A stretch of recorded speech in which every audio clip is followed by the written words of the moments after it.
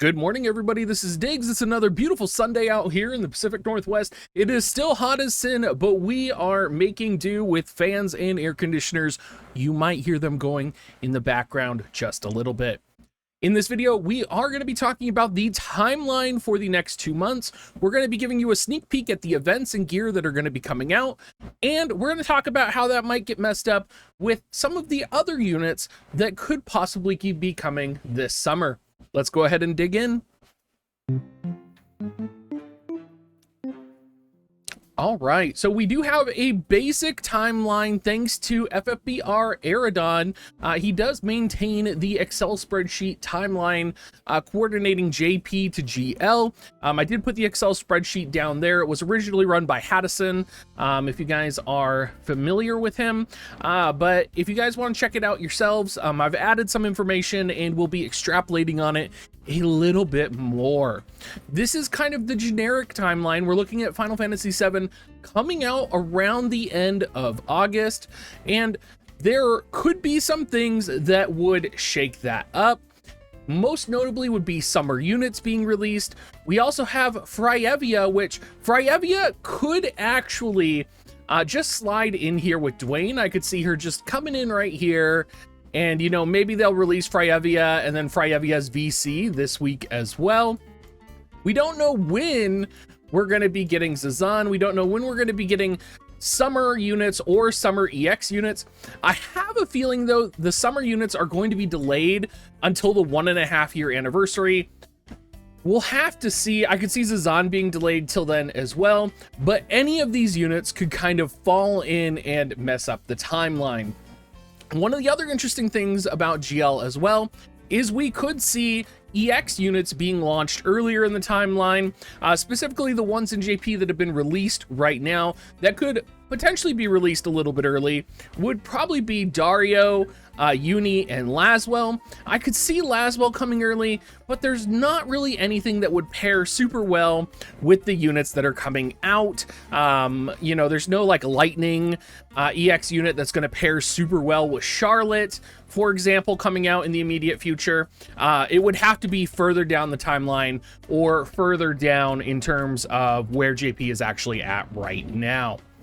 Let's go ahead and take a look in detail at some of the things that are going to be coming out. Let's start with next week, actually. Next week in JP, they did have the Dwayne event. Now, of course, next week we are going to be expecting probably Fryevia and Dwayne EX with maybe a special Fryevia event. It is interesting that they have not revealed kind of the Fryevia VC winner or the Fryevia VC artwork yet. I'm expecting we'll probably get that reveal maybe later this weekend or tonight, Sunday night. Other than that, we are going to be getting Whisper EX. We're going to be getting Curry EX, Severo EX, Two-Headed Dragon 3-star. And along with Dwayne in JP, they did release what's called the Spine Blade. Now, the Spine Blade is interesting because it has defense penetration 20 for self, and it has some pretty interesting forms. It's Vital Assault or Magic. You're not going to be going Magic with this. You're probably going 100% Assault at 154 attack, 14 accuracy. Is it worth it to get it? I mean, it's one of those situations, again, where we find ourselves asking, is the defense penetration worth it? Are units running enough defense penetration to make this valuable? Is the defense penetration going to factor into, you know, if you're doing defense negative abilities on your opponent, or if your opponent doesn't have any defense, this is not really going to be effective. So a weapon I'm not crazy excited for, but it could potentially see some use. That's kind of what we're thinking about for next week. Curry EX, a little bit exciting. We're going to be seeing Frostbite with him. Whisper, we're going to be seeing an increase in break. Her buff is going to give her like Protect and Shell. She's going to have like a reduce attack and magic, or I believe it's her Trinity break that gets upgraded. Again, I'm not thinking any of these are going to make a crazy huge difference, but they're going to be there, right? We also have the new arena map, which will be coming out, which just looks really cool. It's called the Mines 2, so we'll probably be messing around with that as well. The week after, so we're looking at Independence Day week, we're going to be having Raid, and we're going to be having the Carbuncle Raid coming out. We're also going to be getting part 2. There's also updated content where they're going to add the boss appearance skip function, hopefully. So that'll be really nice. Now, this will be the week that they add the VCs for either Dwan or Fryevia, potentially, if they are releasing Fryevia. The Straw will be getting his EX. We're also going to see the release of the Kraken Esper and the Kraken VC, which is freely acquirable. And I'll go into details here in just a second on how to get that. We're also going to be having the handwriting white marshmallow as the raid reward, which is a very important item. Even at +0, it is going to give you, when it's fully awakened in its 5-star form, paralyzed, blind, confusion, petrify, and sleep resistance +25. In its fully awakened form, it does give you accuracy. I personally would say everybody should get 5 of these at +0 at 5-star awakened, just for the status ailment resistances. Get the shield version. You're gonna regret it one day if you do not get 5 of these and have them max awakened in their form. You might want to get 1 + 5. Again, the accuracy is nice. It's a nice perk, right? And accuracy is pretty good. There's also an aim form of this with 15, so you could pair it with the accuracy. And it's still, like, all the versions have 15 critical hit rate. I mean, it's a good piece of gear. You need to be farming a lot of this. So farm the heck out of this raid. It should be pretty easy since Carbuncle is a light element unit. The Kraken VC and Esper. So Kraken is going to be the special boss of the raid that's going to be coming out, and the Kraken actually has his own missions very similar to select quests.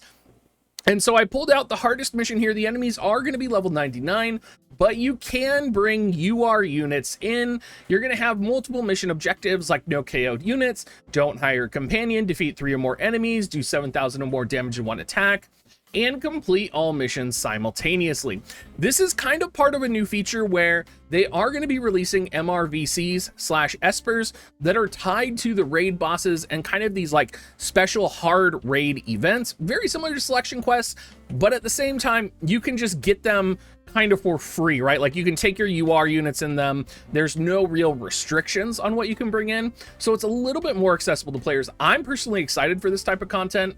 I love making guides for this content. You can see I'm already started. I already got all the units placed here on WoTV Calc's map. I got them all lined up. We're gonna be spending a lot of time with this. The Chimera VC and Esper that we're gonna be seeing here in just a second are also connected to an event quest that's very similar to this. Now, after that, on July 12th, we are going to have Moore and Cowl coming out. We'll also be getting the EX forms of Little Leela, Mariluke, Ketone, which I'm excited for Ketone EX. We're also going to get Shiva EX and, oh my gosh, Ogre EX. I always want to call him Titan, but I know he's not Titan. Now, we're not going to get very many exciting events this week, right? It's just going to be the standard farm, Platinum Mace and Coral Sword, and we're going to be getting the Platinum Bow. But what's interesting about this week is this is the first reveal of what's called Pickup Match. Now, Pickup Match is basically, as it is described here, actually, I'm going off the screen a little bit. So here, let me... It's fine. We can go off the screen a little bit. It's not a big deal. There we go. Oh, is that... Okay, hold on. There we go. Oh, okay. All right, we can fix this. But Pickup Match is going to be basically auto match battle with special rules. So you'll organize 6 units in advance. You'll select 3 units to actually sortie after matching, and you'll perform an auto battle. There will be a new rank dedicated to this match that goes up and down depending on the outcome. And then also there's going to be an AI change which will prioritize full life over raise. And we're going to be getting the challenge mission super hard mode number 4, which should be a lot of fun. Personally, I'm excited for Pickup Match because I think, you know, if you are kind of sorting against your opponent and you can kind of like almost like pick and ban, right? Except it's kind of like just pick, right? And you can see the 6 units that your opponent has picked, and you'll be able to kind of pick your units depending on what you think they might pick. I could see this being extremely fun. And I think for myself, since it's guaranteed to be auto battle, it's even going to be better. I honestly cannot wait. I'm kind of curious if you're going to be able to see like VCs and espers and equipment as well. Definitely something I would be interested in knowing. After that, we do have July 19th, and we are going to get our new select quest for Moraga. Moraga, of course, an incredible TMR unit in terms of axe weapons. Probably the best axe weapon in the game is what he brings to the table. That'll be MR or below Earth units that you can take to that select quest. We're also going to be getting the VC Star Guidance, which will be individual unit or individual water unit, Spirit plus 10, Magic plus 10%, Crit minus 5. For the party, it's going to be magic attack plus 35, critical damage plus 13 for water units, and at max level for water units, it's going to be skill activation minus 100. We're also going to get part 3 of the story here, and we're also going to be getting a Trials of Reckoning featuring more, and the Trials of Reckoning will be dropping the 3 stars. Now, I normally am telling people, like, you know, prepare for this Trials of Reckoning, it's coming, it's going to be a big deal. Honestly, I'm not very excited for this piece of gear. At plus 5, it gives decrease AP consumption 20 for self, which is great, right? It has some great forms, like it has barrier form, accuracy form, you know, and it also has a vital form. So, like, it's not fully terrible. But if you look at the units that can actually equip this, it's going to be a lot of red mages, staff mages, energists, right? It's going to be a lot of units who already have a lot of AP. And AP is not necessarily the biggest issue for them. So when I look at this and I look at like a decreased AP consumption piece of equipment that could be put on units that kind of have more AP than other units generally do, I'm a little bit cautiously optimistic about how good this piece of gear can be. We're going to have to wait and see. I'll probably plus 5 it anyway, but I would be cautiously optimistic about how good it will actually be. Coming in on July 26th, we are going to get Charlotte. Charlotte is also going to bring with her her necklace, her golden... I don't know if it's a necklace. I definitely forgot to translate the name here, so I'm just going to call it a golden necklace. But it comes with a vital, critical, or barrier form. I would probably go for the barrier since that kind of meshes with Charlotte's identity. It also gives, interestingly, an increased agility 8% for 2 turns at plus 5. Now, this effect is interesting to me because there's a lot of situations where you need a unit to be faster than your other units in the beginning, and this could cause that, right? A great example of this would be if you are running, for example, Yuna and another unit that's really fast. If that unit runs away from Yuna, Yuna's going to be out of range to re-raise them on some maps. So if Yuna has like that 8% agility boost in the beginning, she may be able to move and start casting re-raise before that fast unit moves. And this could be a situation where that piece of gear would make a huge difference in the scope of actually putting your team together and running your team. So I do think this piece of gear will be important. I definitely think it's worth getting 1 or maybe even 2 plus 5s, just because agility tuning always important and always a priority for everything PvE, sometimes even PvP related. In JP, they did get the April Fool's joke item as well, which of course was the black tie. They got some Charlotte farming events. Other than that, a pretty standard week. They got an arena change as well. A lot of the stuff is going to be coming in the following weeks, right? We do have the Leviathan raid, which of course is in preparation for Charlotte, right? Because Charlotte came out the week before. It's going to drop knight armor here. Now, the knight armor is really cool. I actually like this piece of gear. It gives magic resistance plus 10% at plus 5. And the vital form actually gives 859 HP, which is one of the highest HP items in the game. It also has a shield form and a barrier form, both of which have 601 HP. The barrier in particular, I love, with 5 defense, 20 spirit. And even the shield form has 11 defense and 10 spirit. You're not going to get away with the minus evade on it, but it is overall just a amazing piece of gear. This is going to be one of those raid pieces of equipment that you are going to be farming like multiple copies of if possible. Of course, it is a little bit restrictive being an armor, but again, if your unit can wear this, you're probably going to want them to wear it. Now, of course, we do have some other VCs coming out as well, and along with the Leviathan raid, we do have the Chimera special event quest, which will roll out with this, which will bring the Chimera, MR, Esper, and VC out. Again, you will have to kind of go in here very similar to the Kraken event, and you will have to actually fight level 99 monsters with your composition. There's no restrictions on team, but you will be able to max out the Chimera VC fully, which will be pretty good. Lamia is also going to get her 3-star this week, so lots going on. Pretty much, I would say, you know, it's going to be a busy couple of weeks, and this is kind of like the setup, like post Charlotte, things just start getting crazy because it starts getting pre-Final Fantasy VII. So on August 9th, we do have some actual game updates and character releases. Of course, we do have Velric, and we do have, Ramure, I believe her name is. But we also have Dario EX and Uni EX. We're also going to be getting the Mage's Robe, which is farmable here. It gives at +5 slash resistance +8%. It does have agility -5 at its base stats, so you do want to make sure to max out that agility so that it's agility 0. But it does have a shield and a barrier form. It does have TP on it, so 30 TP on all its variations. And it does have magic on it. So the vital form is actually going to give the most magic at 96. And then shield and barrier are both going to have 60, and the shield's going to have 16 defense, and the barrier is going to have 8 defense and 8 spirit. So definitely a really good piece of gear. Personally, I like slash resistance on my mages. The question's kind of going to be, right, like, do you farm multiple copies of this? Is it kind of just like a side grade to like Soul of Dhamasa? There's a, you know, it's going to be one of those situations where it'll be a good piece of gear. It'll be situational. You'll plug it in when you do need it. But it's just one of those things where it's like, you know, it'll be good to have. It's a good piece of gear to have, right? If you're building your magic, if you're pushing in that direction, it'll just be overall a good experience, I think, for you.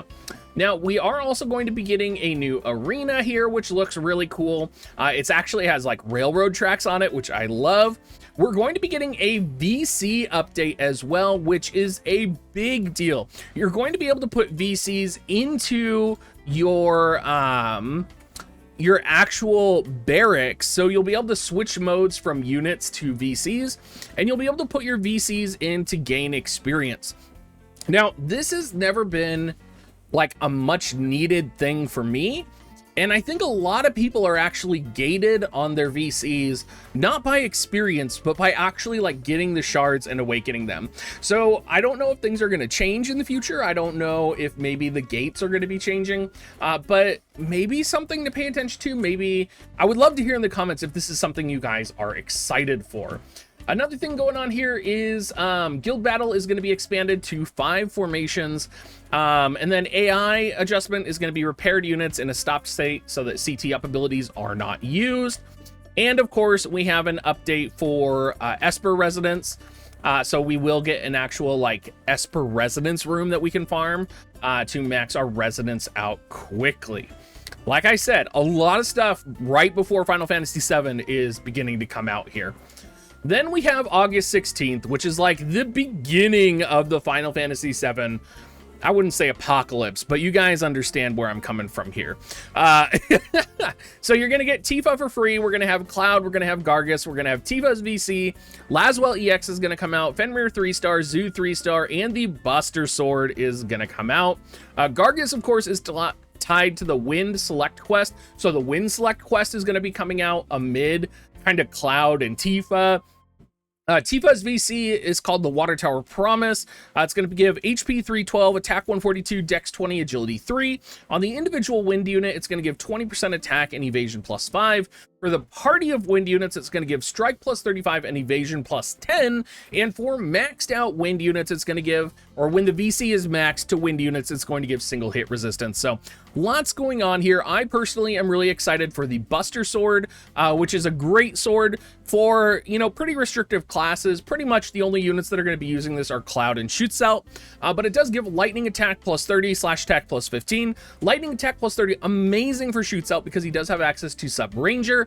So he will be able to kind of buff his Sub Ranger, very similar to how Lilith can buff her Sub Ranger right now with Flame Tongue. Other than that, that's kind of like it for the first wave of Final Fantasy VII. We're also going to get more main story released as well. Then on August 23rd, we're going to get hit with the second/third wave. So usually the second wave is going to be Aerith and Barret. And then the following week, potentially at the beginning of September, is going to be the Trials of Reckoning, which will have the Shinra Bangle. Now, with Aerith is going to be coming out a new staff. Also, we are going to be getting the Mecha Scorpion, VC, and Esper. Aerith's new staff, you know, it's interesting. At +5, it gives magic attack 15, and then it gives 8% magic resistance for self.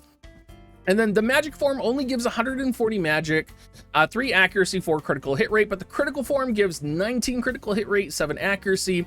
Is an interesting piece of gear. It's definitely more defensive, and it's nice to have another source of magic resistance, particularly if you consider that you could pair this potentially with the magic coat, which does have slash resistance. So then you're able to have like 2 pieces of gear giving you resistances on your mage characters, which could be really powerful.